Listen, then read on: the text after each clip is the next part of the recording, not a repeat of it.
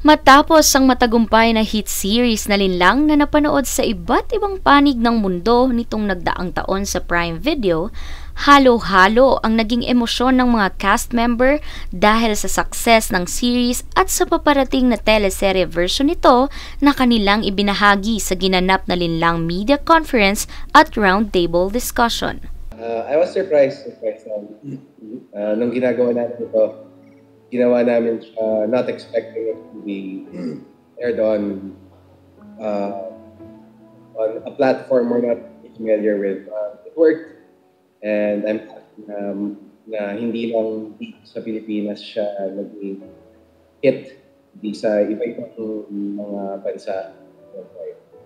Sobra kaming unexpected yung itinakbo ng Linlang. Actually, nagulat din ako.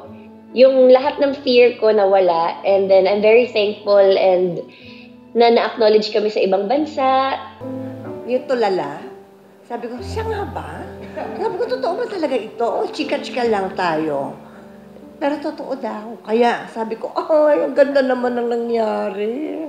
Matatanda ang ginampanan ng aktres na si Kim Chiu ang karakter ni Juliana Luwalhati bilang isang cheating wife ng OFW na si Victor Luwalhati na ginampanan naman ng aktor na si Paulo Avellino.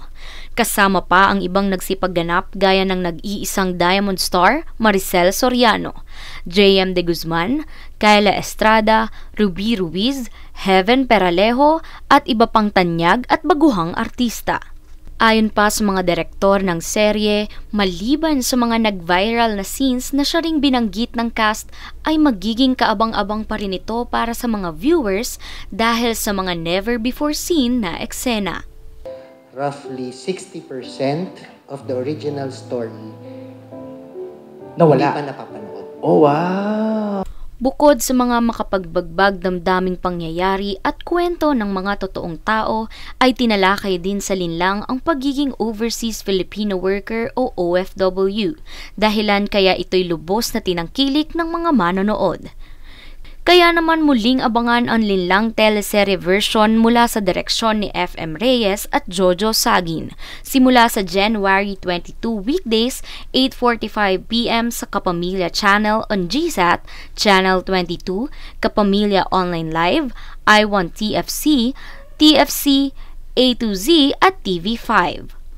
Amber Balidoy nag-uulat para sa One Media Network.